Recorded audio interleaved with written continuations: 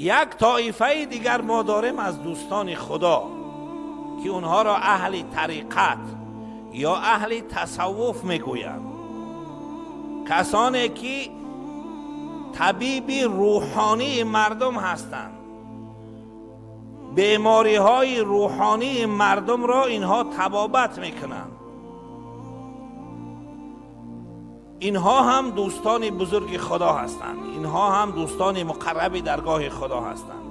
یهودی ها نقشه چهارمی اشان این بود که این طایفه مردم را هم در چشم مردم بد کنند و محبتی که مردم نسبت به اینها داشتن، این محبت را باید دور کنند، چون که اینها هم دوستان خدا هستند.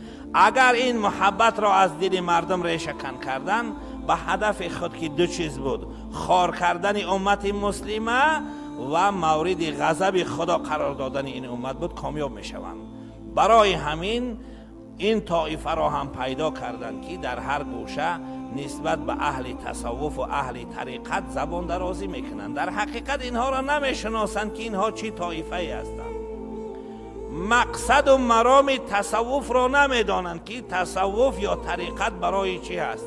من در جمعه هایی که در بابت اهل طریقت گپ زدم گفته بودم که مقصود اصلی از طریقتی شدن، از صوفی شدن، از سالک شدن این هست که همچنانه که انسان باطنش را، ظاهرش را از گناهان نگه می دارد و ظاهرش را به عبادت زنده می کند، باطنش را هم باید از اخلاق بد پاک کند و باطنش را به صفتهای نکو مزین و زیبا سازد. این هست هدف طریقت و مقصود اصلی از این کار چی هست؟ رضای پروردگار. که و این کرده ما، با این کرده ما که باطن خود را پاک می سازیم و با اخلاق نیکون را مزین و زیبا می سازیم، الله متعال چی شود؟ راضی شود. این چیز به دست می آید با چنگ زدن دامن اهل تصوف و طریقت. همچنانه که مسائل نماز، روزه، حج، زکات، طهارت، غسل، تیمم، اینها را از کی میفهمیم؟ از علمای شریعت. یک انسان قرآن را بگیرد خودش به جایی نمیرسد، حدیث ها را بخواند هم نمیرسد، چون که در بین احادیثی هستند که منسوخ شدند. اگرچه در زبان عربی مهارت تام داشته باشد، در ادبیات عرب به درجه پروفسوری هم رسیده باشد، نمیتواند که خودش از قرآن و حدیث چیکار کند؟ مسئله بیرون کند و استنباط کند. پس همچنانه که در علم ظاهری ما محتاج به عالم هستیم، به استاد هستیم، در پاک کردن باطن خود و در گنجانیدن صفتهای نیک در باطن خود محتاج به کی هستیم؟ به اهل طریقت و تصوف، که اونها را در اصطلاح مرشد میگویند. اونها ما و شما را راهنمایی میکنند به راه راست که انا این گونه کن، از این گناه نجات میابی، این گونه کن، این فعل خوب در دل تو، در باطن تو جای میشود. یهودی ها کوشش کردند که این طایفه را هم در چشم بعض مردم چیکار کنند؟ بد جلوه دهند و این کار را هم کردند و تا جای کامیاب شدند. همون طایفه که ائمه مجتهدین را بد میگویند، در درجه اول همونها اهل تصوف را گمراه و مشرک میگویند. و بعدا هم غیر اون به مذهب ها یک طایفه مذهبی هستند، حنفی هستند، مثلا شافعی هستند، مالکی هستند، حنبلی هستند، پیرو مذهب هستند.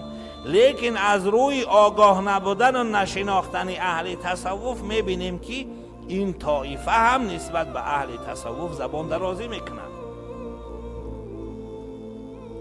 سببش این است که اینها با این طایفه ششت و خیز نکردند، از احوال این طایفه خبر ندارند که اینها کی هستند.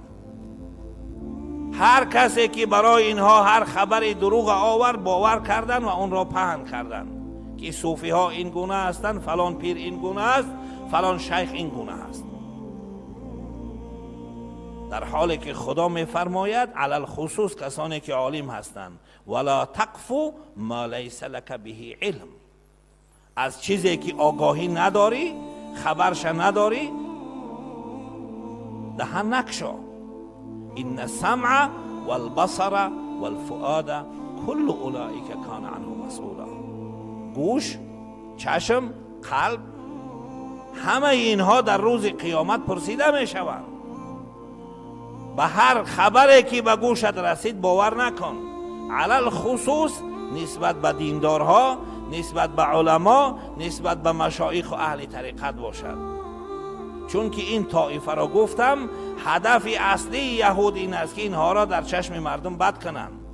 بنابراین بر ضد اینها بسیار شایعه ها و سخنهای نادرست را پهن میکنند تا که مردم نسبت به اینها بدگمان شوند. وقتی که بدگمان شد، دوستی خدا را بد دید، اونها به هدف شوم خود میرسند که خاری و غضب خدا بر این انسان نازل می شود. خداوند متعال از این فعل بد که بد دیدن اولیای خدا هست ما و شما را نگه بدارد و از نتیجه اش هم الله متعال این امت را محفوظ نگه